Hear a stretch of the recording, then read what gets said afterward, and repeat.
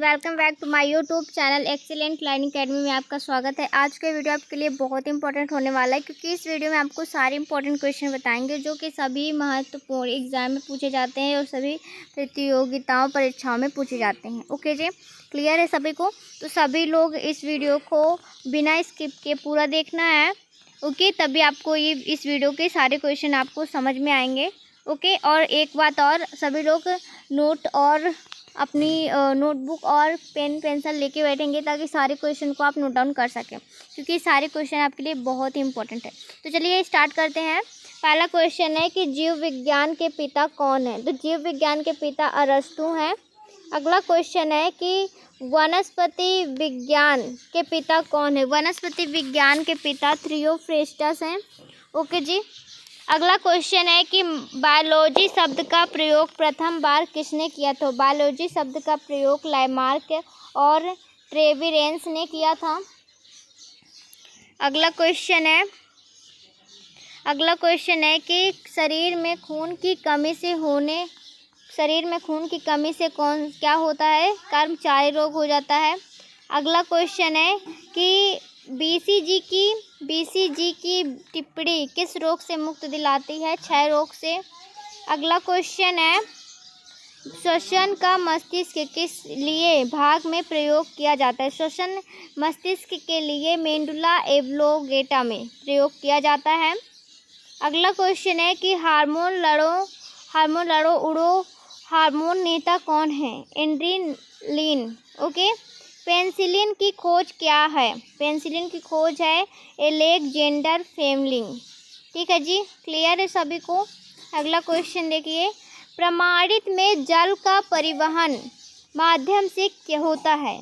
Xylem के द्वारा होता है। गाजर का रंग किस कारण से होता है? कैरोटीन के कारण होता है।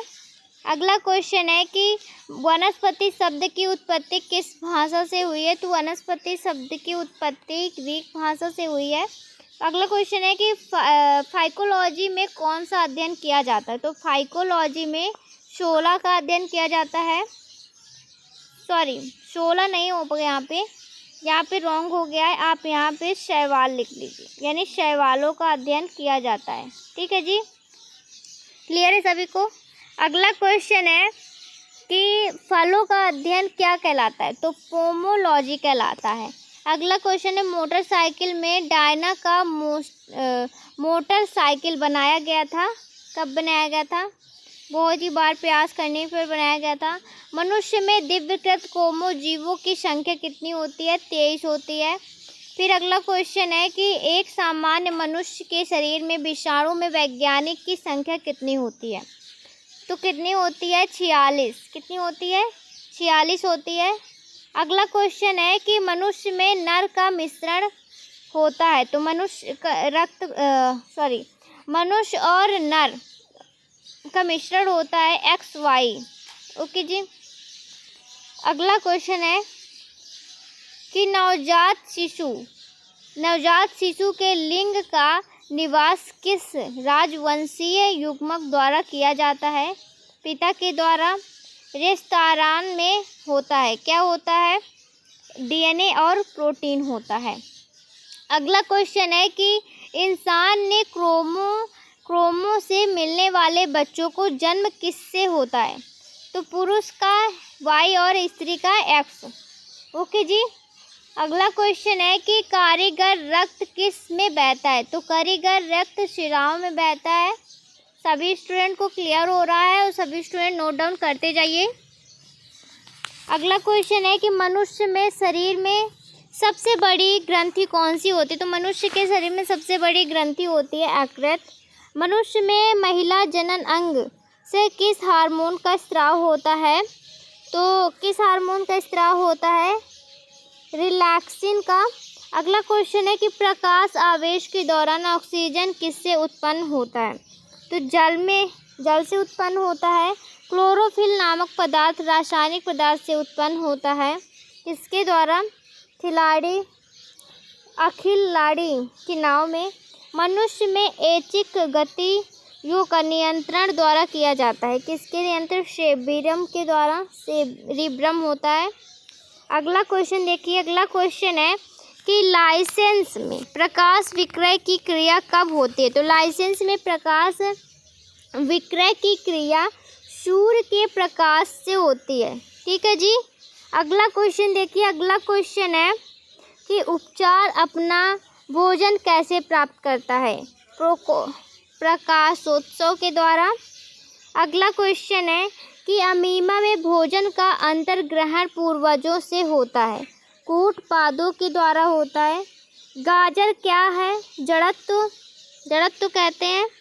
अगला क्वेश्चन है कि आलू खाने का उचित भाग कौन सा होता है। तो आलू खाने का उचित भाग होता है तना। प्याज में भोजन का भाग कौन सा है। तो प्याज में भोजन का भाग है तना। अगला क्वेश्चन है कि सबसे लंबा जीवित वृक्ष कौन सा होता है। तो सबसे लंबा जीवित वृक्ष सिकुआ होता है, जिसे हम सिकुआ नाम से जानते हैं। टारपीन का तेल कहाँ से प्राप्त किया जाता है। चीड़ से प्राप्त किया जाता है। सभी स्टूडेंट को क्लियर है। बांस को किसने खरीदा है। तो बांस को घास में होता है। फिर है जैतून का बीज। क्या? जैतून का बीज। ओके जी। क्या है? जैतून का बीज किससे प्राप्त किया जाता है। जेट्रोफा से। पादप का सबसे उत्तरदायी कारक कौन है। राजकोषीय। ठीक है जी। अगला क्वेश्चन है कि हरित वाली रोग किस फसल से संबंधित है। बाजरा से। अगला क्वेश्चन है जी, देखिए कि टीका रोग किस फसल से संबंधित है। टीका रोग मूंग फसल से संबंधित है। धान का प्रसिद्ध रोग खैरा रोग पूर्वजों का कारण बनता है, जस्ता की कमी के कारण। ठीक है जी। अगला क्वेश्चन है कि नींबू का कैंसर रोग कैसे होता है। तो नींबू का कैंसर रोग जीवाणुओं के द्वारा होता है। अगला क्वेश्चन है आलू में ब्लैक हार्ट का कारक कौन है। तो आलू में ब्लैक हार्ट का कारक है ऑक्सीजन की कमी।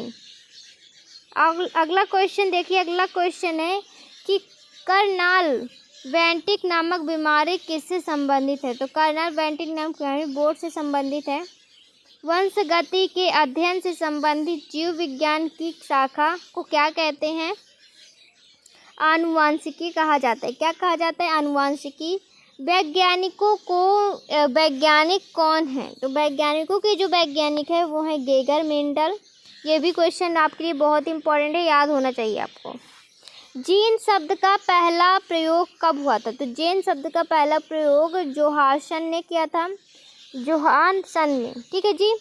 आनुवांशिकता के वैज्ञानिक को आनुवांशिकी कहा गया है। वेटसन की। ओके जी। अगला आनुवांशिकी रसायन किसमें होता है। तो आनुवांशिकी रसायन क्रोमोसोम में होता है।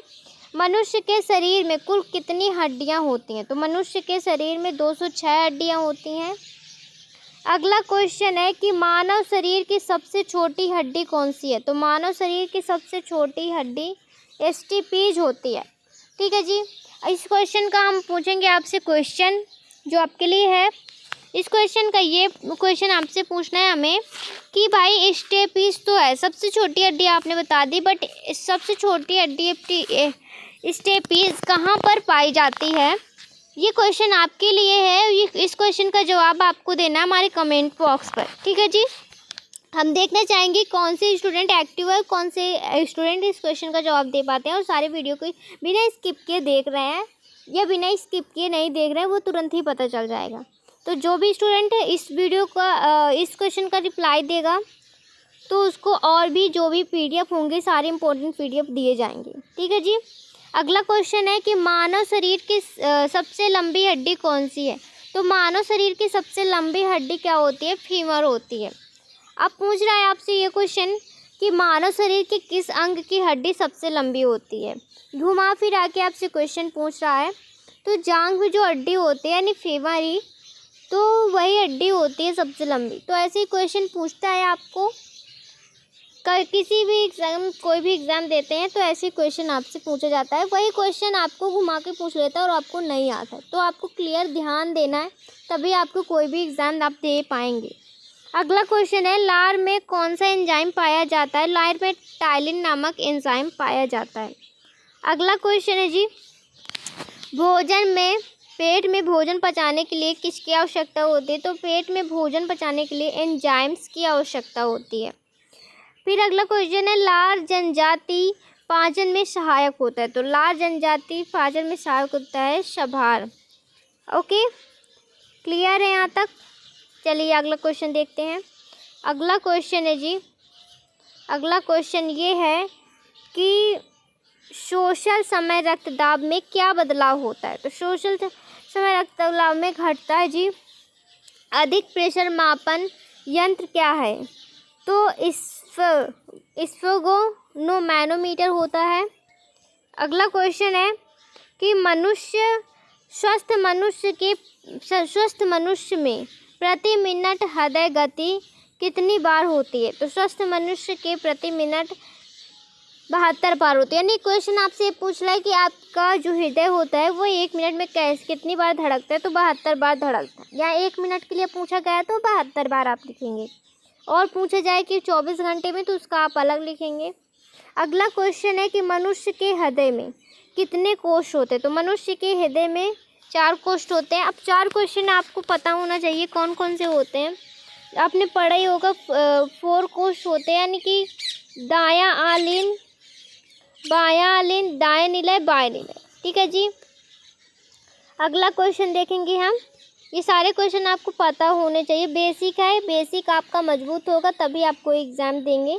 जब बेसिक ही आपका नहीं मजबूत होगा तो आप आगे की पढ़ाई कैसे करेंगे? ठीक है जी। अगला क्वेश्चन है कि रेसिंग का समय मनुष्य का नाखून में क्या परिवर्तन है? तो रेसिंग का समय मनुष्य में बढ़ना और घटता है। क्या करता है? बढ़ना और बढ़ता है। सॉरी, ये क्वेश्चन का रिप्लाई हम आपको देंगे। इसमें कुछ क्लियर नहीं हो रहा क्या है। चलिए अगला क्वेश्चन देखते हैं। अगला क्वेश्चन है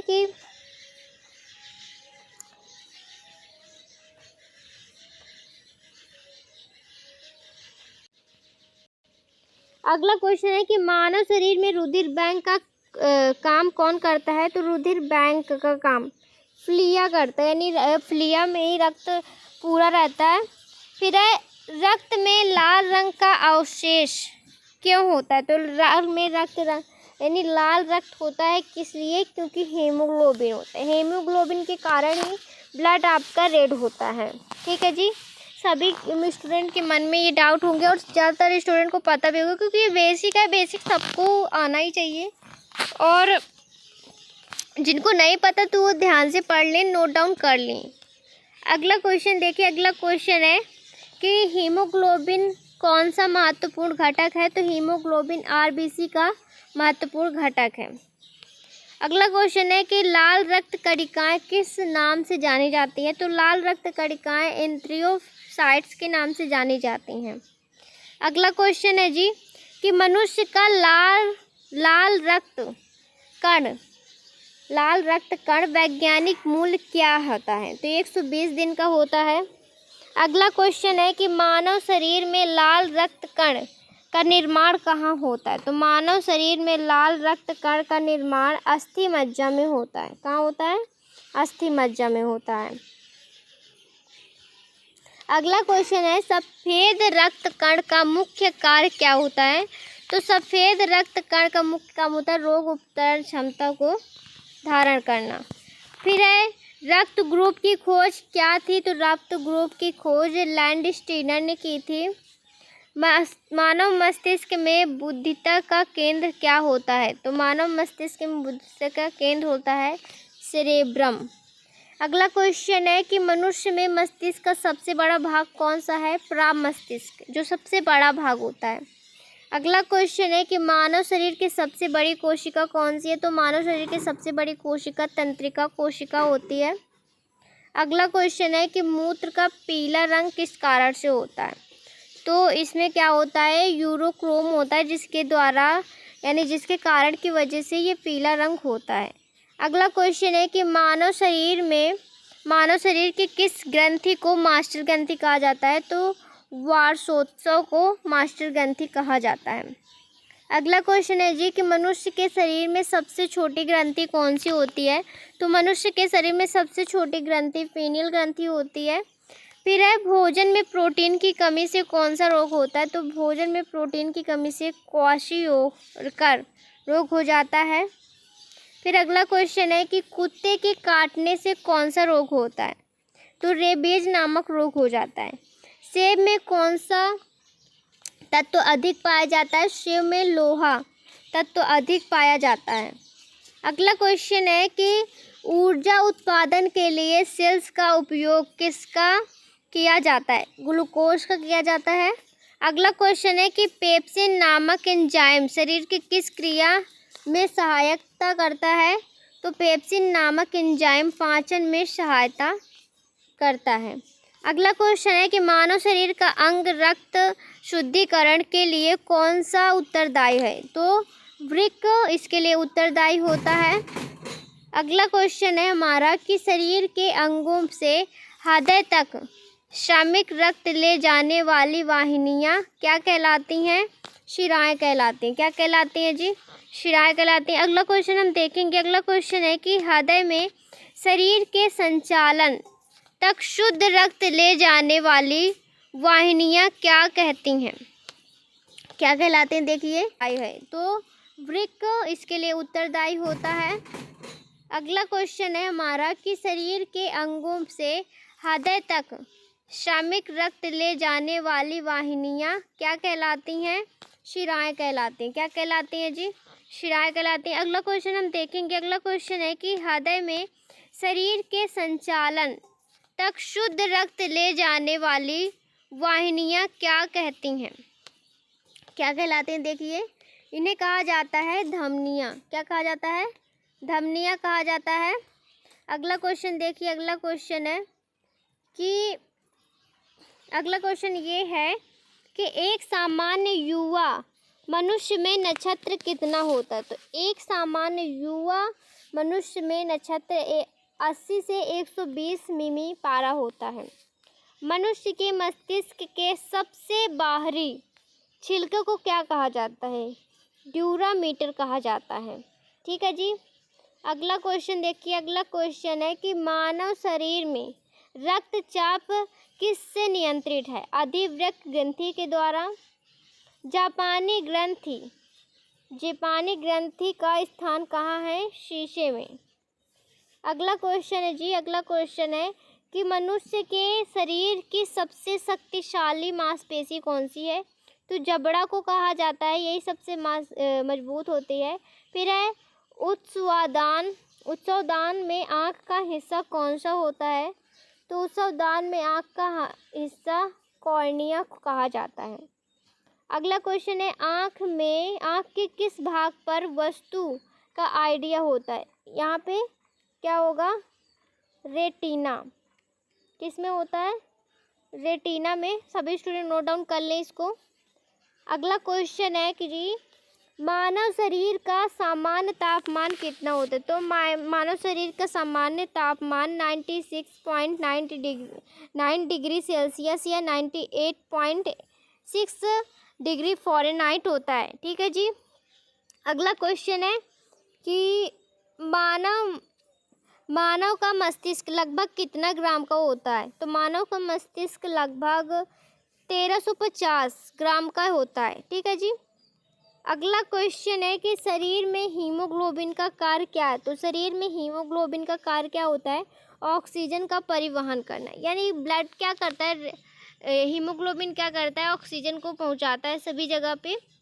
यानी उसको इधर से उधर ले जाने का काम करता है। अगला क्वेश्चन है विटामिन पानी में कौन सा विटामिन है। तो विटामिन बी होता है। अगला क्वेश्चन है जी। अगला क्वेश्चन है कि एक सामान्य इंसान कितना होता है। यानी कितने ग्राम उसमें ब्लड पाया जाता है। तो एक सामान्य इंसान के अंदर 4 से 5 लीटर तक का ब्लड पाया जाता है जो स्वस्थ मनुष्य होता है। ठीक है जी। मनुष्य में बुद्धि एवं चतुराई का केंद्र क्या है। सेरिब्रम। ठीक है। सभी क्वेश्चन आपको समझ में आ रहे हैं।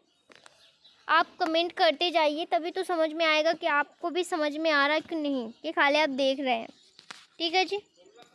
अगला क्वेश्चन देखिए। अगला क्वेश्चन है कि रक्त में ग्लूकोज की मात्रा को कौन नियंत्रित करता है। तो रक्त में ग्लूकोज की मात्रा में नवविवाहित का कारण है। अगला क्वेश्चन है कि उच्च रक्तचाप की अवस्था को क्या कहते हैं। तो उच्च रक्तचाप की अवस्था को हाइपरटेंशन कहा जाता है।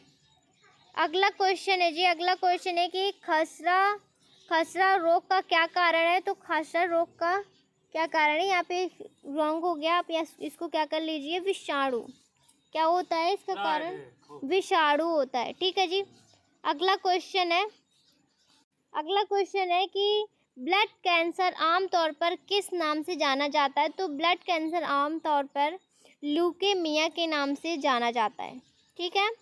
अगला क्वेश्चन है कि शरीर के किस अंग की सूजन में मधुमेह रोग प्रकोप होता है। तो सूजन अग्नाशय में होता है। अगला क्वेश्चन है कि मलेरिया रोग मानव शरीर के किस अंग को प्रभावित करता है। तो मलेरिया रोग फेफड़ा को प्रभावित करता है। अगला क्वेश्चन है शरीर के अंदर आयरन की कमी से उत्पन्न होने वाला रोग कौन सा है। तो शरीर के अंदर आयरन की जब कमी होती है तो रक्ताघात हो जाता है। ठीक है। अगला क्वेश्चन है कि हमारे शरीर में लाल रुधिर कंट्रोल का निर्माण कहाँ होता है। तो हमारे शरीर में लाल रुधिर कंट्रोल का अस्थि मज्जा में इसका निर्माण होता है। अगला क्वेश्चन है कि कुनैन किस रोग की दवा है। तो कुनैन मलेरिया रोग की दवा है। अगला क्वेश्चन है जी कि ज्यू प्लेग रोग कौन सा है। तो ज्यू प्लेग रोग चूहा है। मनुष्य के शरीर में विस्फोट में मनुष्य अंश क्या होता है, जल। क्या होता है, जल होता है। अगला क्वेश्चन देखेंगे हम। अगला क्वेश्चन है कि शरीर के सभी साथियों की ऑक्सीजन कैसे प्राप्त होती है। तो रक्त के माध्यम से प्राप्त होती है। मनुष्य में वस्तुशिला का निर्माण कैसे होता है। तो मनुष्य में वस्तुशिला का निर्माण प्रोटीन से होता है। अगला क्वेश्चन है जी कि विटामिन शब्द प्रतिपादित किया गया था फ्रैक के द्वारा। विटामिन ए की कमी से कौन सा रोग होता है। तो विटामिन ए की कमी से रतौंधी रोग हो जाता है। अगला क्वेश्चन है कि विटामिन सी की रासायनिक नाम है एस्कॉर्बिक अम्ल। ठीक है। अगला क्वेश्चन देखिए। अगला क्वेश्चन है कि पित्त का स्राव किस ग्रंथि से होता है। तो पित्त का स्राव यकृत ग्रंथि से होता है। ओके। अगला क्वेश्चन देखिए। अगला क्वेश्चन है कि कौन सा अंग केवल जंतु कोशिका में पाया जाता है। कौन सा अंग जंतु कोशिका में पाया जाता है और पादप कोशिकाओं में नहीं पाया जाता। तो कोशिका झिल्ली जंतु कोशिका में पाई जाती है और पादपों झिल्ली में ये नहीं पाई जाती है। फिर है कौन सा अंग केवल पादप कोशिकाओं में पाया जाता है और जंतु कोशिका में नहीं पाया जाता। कोशिका भित्ति नहीं पाई जाती। ठीक है जी। कोशिका भित्ति में मनुष्य पदार्थ क्या पाया जाता है, सेलुलोज पाया जाता है। ठीक है। अगला क्वेश्चन है जी। अगला क्वेश्चन ये है कि कोशिका की संरचना का मुख्य आधार क्या है। तो कोशिका की संरचना का मुख्य आधार है जीव द्रव्य। फिर अगला क्वेश्चन है कि प्रोटोप्लाज्मा में पाए जाने वाला मुख्य पदार्थ क्या है। प्रोटीन होता है। क्या होता है जी, प्रोटीन होता है। अगला क्वेश्चन है कि सूक्ष्म जीव के अध्ययन को क्या कहते हैं। तो सूक्ष्म जीव के अध्ययन को जीवाणु विज्ञान कहा जाता है। तो अगला क्वेश्चन है कि विटामिन ई का रासायनिक नाम क्या है। तो विटामिन ई का रासायनिक नाम है टेकोफेरॉल। ठीक है जी, क्लियर है सभी को। अगला क्वेश्चन देखिए कि अगला क्वेश्चन ये है, आपसे पूछ रहा है कि हृदय की धड़कन को नियंत्रित करने के लिए कौन सी खनिज की आवश्यकता होती है। तो पोटेशियम की यहाँ पर आपको आवश्यकता होती है। अगला क्वेश्चन है कि टाइफाइड से शरीर का कौन सा अंग प्रभावित होता है। तो टाइफाइड के कारण कौन सा अंग प्रभावित होता है, आंत। ठीक है जी। मलेरिया मादा एनोफिलीज से फैलता है, इसकी खोज सबसे पहले किसने की थी। रोनाल्ड रास ने की थी। ठीक है। झिल्ली जंतु कोशिका में पाई जाती है और पादपों झिल्ली में ये नहीं पाई जाती है। फिर है कौन सा अंग केवल पादप कोशिकाओं में पाया जाता है और जंतु कोशिका में नहीं पाया जाता। कोशिका भित्ति नहीं पाई जाती। ठीक है जी। कोशिका भित्ति में मनुष्य पदार्थ क्या पाया जाता है? सेलुलोज पाया जाता है। ठीक है। अगला क्वेश्चन है जी, अगला क्वेश्चन ये है कि कोशिका की संरचना का मुख्य आधार क्या है? तो कोशिका की संरचना का मुख्य आधार है जीव द्रव्य। फिर अगला क्वेश्चन है कि प्रोटोप्लाज्मा में पाए जाने वाला मुख्य पदार्थ क्या है? प्रोटीन होता है। क्या होता है जी? प्रोटीन होता है। अगला क्वेश्चन है कि सूक्ष्म जीव के अध्ययन को क्या कहते हैं? तो सूक्ष्म जीव के अध्ययन को जीवाणु विज्ञान कहा जाता है। तो अगला क्वेश्चन है कि विटामिन ई का रासायनिक नाम क्या है? तो विटामिन ई का रासायनिक नाम है टेकोफेरॉल। ठीक है जी, क्लियर है सभी को? अगला क्वेश्चन देखिए कि अगला क्वेश्चन ये है, आपसे पूछ रहा है कि हृदय की धड़कन को नियंत्रित करने के लिए कौन सी खनिज की आवश्यकता होती है? तो पोटेशियम की यहाँ पर आपको आवश्यकता होती है। अगला क्वेश्चन है कि टाइफाइड से शरीर का कौन सा अंग प्रभावित होता है? तो टाइफाइड के कारण कौन सा अंग प्रभावित होता है? आंत। ठीक है जी। मलेरिया मादा एनोफिलीज से फैलता है, इसकी खोज सबसे पहले किसने की थी? रोनाल्ड रास ने की थी। ठीक है जी। अगला क्वेश्चन है हमारा जो बहुत ही इम्पोर्टेंट है कि मनुष्य में सबसे लंबी कोशिका कौन सी है? तो मनुष्य में सबसे लंबी कोशिका तंत्रिका कोशिका को हम कहते हैं। अगला क्वेश्चन है कि राइबोसोम किस प्रक्रिया में महत्वपूर्ण भूमिका निभाता है? तो राइबोसोम प्रोटीन संश्लेषण में महत्वपूर्ण भूमिका निभाता है। अगला क्वेश्चन है हमारा कि पौधों द्वारा वायुमंडल में जल छोड़ने की क्रिया क्या कहलाती है? तो जल छोड़ने की क्रिया वाष्पोत्सर्जन कहलाती है। अगला क्वेश्चन है कि गाय का दूध का रंग किसकी मौजूदगी के कारण थोड़ा पीला होता है, यानी हल्का पीला होता है? किसके उपस्थिति के कारण होता है? कैरोटीन की उपस्थिति के कारण। ठीक है जी। अगला क्वेश्चन है कि घात करो और छिप जाओ नाम से विख्यात विषाणु है, क्या है? RSV विषाणु। ठीक है जी। अगला क्वेश्चन देखेंगे हम। अगला क्वेश्चन है कि दूध में कौन सा प्रोटीन पाया जाता है? ठीक है, दूध में कौन सा प्रोटीन पाया जाता है? तो केसिन प्रोटीन पाया जाता है। अगला क्वेश्चन है कि रुधिर में श्वेत रक्त कणिकाओं की अत्यधिक मात्रा में उपस्थित को विज्ञान की भाषा में कहते हैं, क्या कहते हैं? ल्यूकेमिया कहा जाता है। ठीक है। अगला